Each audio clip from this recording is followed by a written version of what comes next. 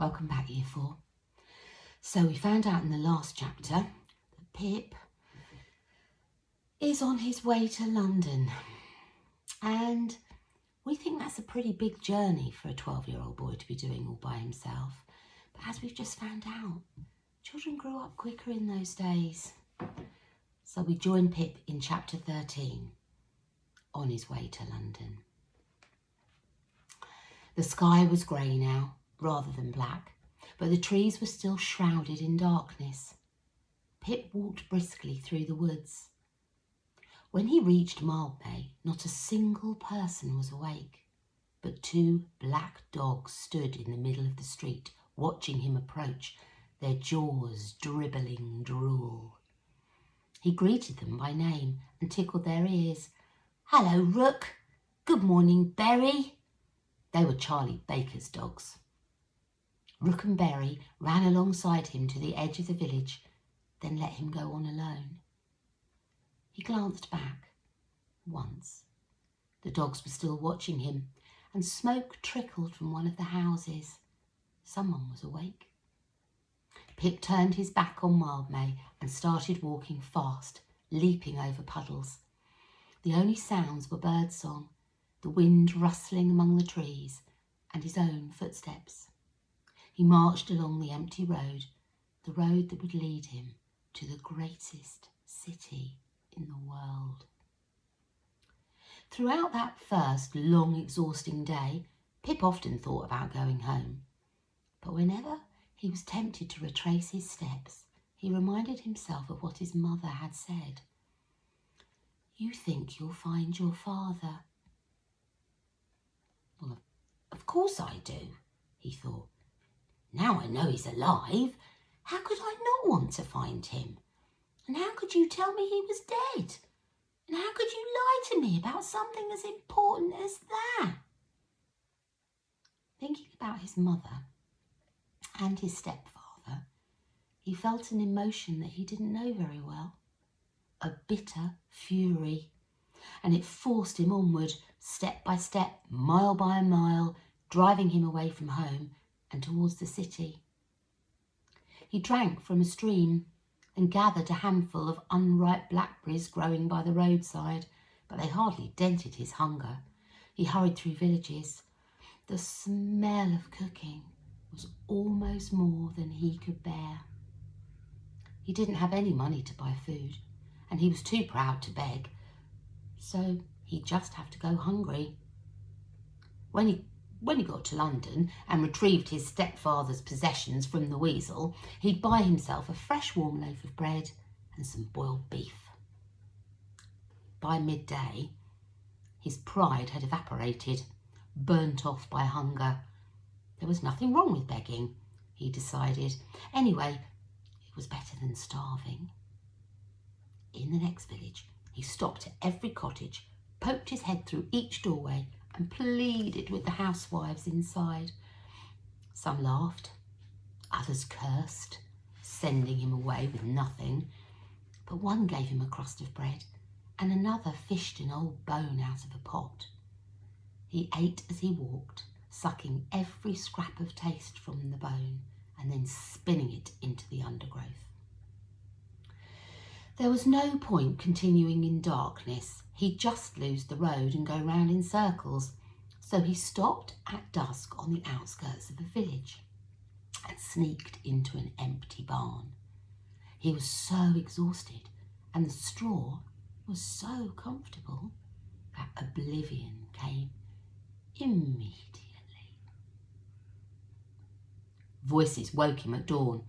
He padded out of the barn. Behind him, someone yelled, "Oi, what do you think you're doing?" Without even turning round to see who was shouting at him, Pip sprinted down the road. Then he walked for several hours. His feet hurt. He was hungry and exhausted. Worst of all, he was bored of the thoughts rattling round in his head. He worried about his empty stomach, his sore feet, his father, and the weasel. And then he worried about the same things again. His stomach, his feet, his father, the weasel, and then again and again, stomach, feet, father, weasel, stomach, feet, father, weasel, the same thoughts whirring round in his skull until he thought he was going mad. Just as he was beginning to think he would never reach London, he saw a fuzz on the horizon, a kind of blurring, as if a giant thumb had smudged the land into the sky. The sight gave him energy. He sped up. The city grew. He could see the roofs of houses, too many to count. The walls of London rose like a curtain, topped with 100 spires. He passed 3 windmills, the sails turning slowly in the breeze. There was a horrible smell. He looked at his boots, wondering if he'd stepped in something, but they were clean. He walked on. Soon the smell grew stronger, and he realised it was being brought by the breeze. The road was busier.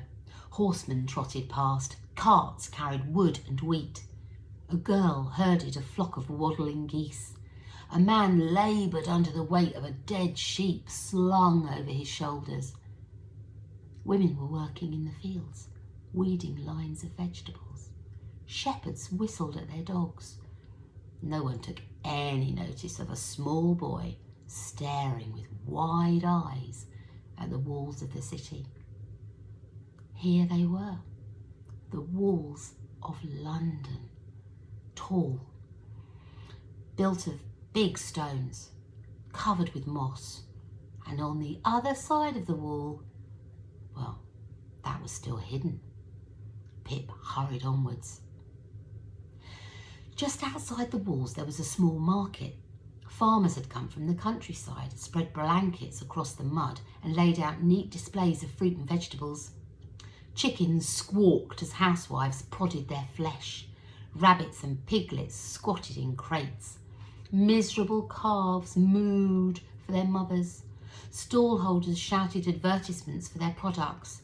12 ripe plums for a penny. Get them here. Good sweet plums. A man snapped his fingers. You, boy. Yes, sir, said Pip nervously, wondering what he'd done wrong. Come here, the man beckoned. Pip hurried over. The man leant forward and in a low voice, as if he was sharing a secret, he said, Would you like to buy some new shoes? No, thank you, sir, said Pip. But will you tell me something? Which way is it to the bear garden? You see that gate? And the shoemaker pointed at a large wooden gate built into the stone walls. That's Bishop's Gate. Go through there, head south, cross the river. You'll find yourself at the bear garden. Thank you, sir, said Pip. Thank you very much. And he walked to Bishopsgate. A broad-shouldered guard lingered by one of the wooden gate posts, flirting with a pretty girl. Pip was worried that he might be forced to declare his business or explain why he should be allowed into the city, maybe even pay an entrance fee. But when he hurried past, the girl was flicking her long hair away from her face, and the guard didn't even glance at Pip. So at the end of this chapter, he's made it to London and he's gone inside the walls of the city. Listen for what happens in London. Bye for now, Year 4.